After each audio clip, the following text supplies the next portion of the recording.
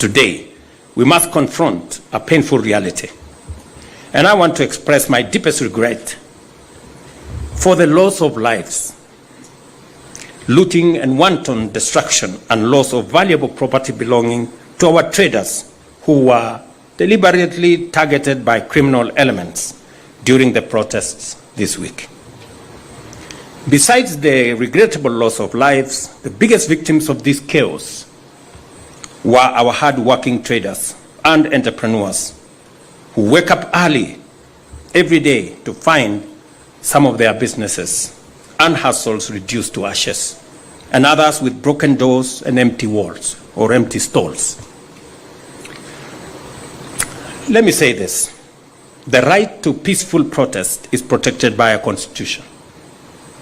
We respect and uphold that right. But what we witnessed was not peaceful protest.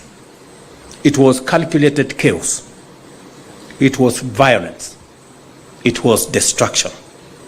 And it was economic sabotage. Let's call it what it is.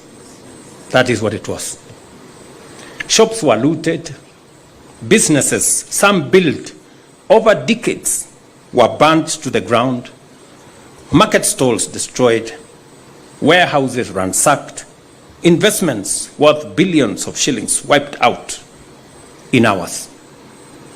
The livelihoods of hard-working Kenyans have been shattered by deliberate acts of lawlessness. It is anarchy dressed in freedom colors. This is disorder disguised as democracy. Is this the Kenya we really want? I dare ask. Do we want to build, or do we want to destroy? Do we uphold the law only to exploit its protection, to sow chaos and cripple our economy? Is this what freedom really means? Is it freedom to burn what others have built? Those elements doing this are not fighting for freedom. They are attacking freedom. I expect the Inspector General of Police and all relevant security agencies to conduct immediate, thorough, and speedy investigations. The perpetrators of this violence, looting, and destruction must be identified and prosecuted for the fullest extent of the law, swiftly and decisively. Kenya is a country governed by the rule of law, and the government will not allow such acts to destroy lives and livelihoods. To the political actors who think they can exploit the genuine aspirations of our young people to foment chaos, violence, and destruction, the wheels of justice will find you and deal with you firmly, decisively, within the full letter of the law. For those who want power, the Constitution is clear. Elections will come. Formulate a better plan. Convince the people of Kenya. Win fairly. That is how change happens in a democracy.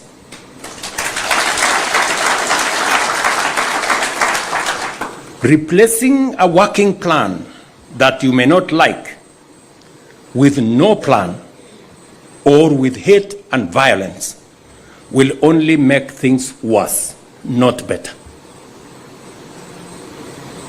Unless, for the avoidance of any doubt, I know many families are hurting because they have lost loved ones. I know many families are hurting because they have lost life savings and done so without reason.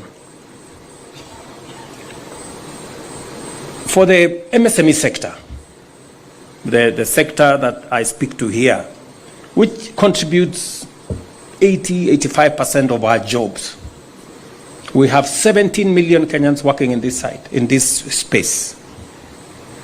We have done what we think is a plan that helps move our country to the next level. You hate the leaders. I want to tell you, Hate brings conflict. Conflict brings violence. Violence is not a solution to unemployment, is not a solution to any of the challenges that Kenya is facing. So, if your strategy is anchored on hate for other people, for leaders, how are you going to provide a solution for our nation? If your protest and demonstration is anchored on hate for others, we must be honest, we must be candid with ourselves as a nation, because what is going on in these streets, people think it is fashionable.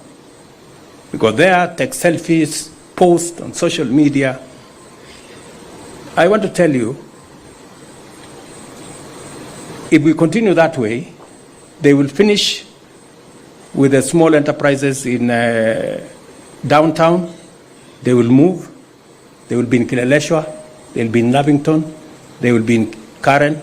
They will be everywhere. And we shortly will not have a country. I don't know whether that is the direction we want to go.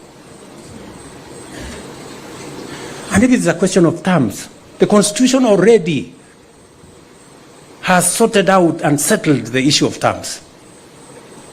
Terms are limited. You can either be 1 term, you can be 2 term. Maximum. You cannot have more than that. So what is this craze about terms? The Constitution already provides for those terms. So please, let us look for the solutions of our challenges. And solutions cannot be found in terms. Solutions are found in strategy and a plan. And if it is Ruto must go, tell me how you want me to go. What? You know? I mean, let's be honest with ourselves. What do you mean? What do you mean by Ruto must go? How do I go? Because we have a constitution in place, dear people, right? Yes. If you want Ruto to go, please, my simple advice to you, look for a better plan. Convince the people of Kenya that you have a better plan. This one of mine has created 250,000 jobs in the housing sector. Look for one that creates 500,000. This one of mine, I have brought down the cost of unga from 240 to 160. Look for one that brings it to 50. Violence will not. Anarchy will not. It will not sort out our country. Let us not fool ourselves. So, let's be honest to one another. I have listened to what these people are saying. So, if you want Ruto to go, please, do the honorable thing, you know. Develop a better plan than the one I have. Yes. The one that creates more jobs than the one I have. The one that brings down the cost of living than the one I have. The one that creates more opportunities for the young people of Kenya than the one that exists. You know, do not tell us that you hate so-and-so. This one must go. That one must have this term or the other. And you have no strategy. I have said, you cannot replace a plan that is working that you don't like with no plan. The only thing you have, you are armed with hate and violence. And then you want us to agree with you? Really? Please. There are very few fools in Kenya. Persuade us. If you persuade us, you know, I can also go and concentrate on farming and help in food security, you know. If you have a better plan, but don't ban the country for heaven's sake. We don't have another country.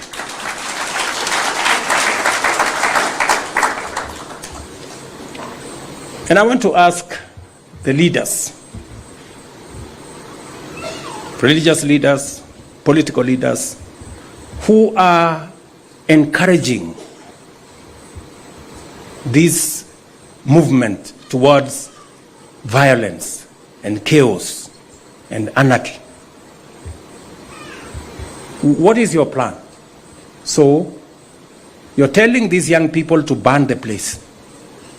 You're telling them to cause violence. So that what happens? So that we move to where? You know? So these are questions that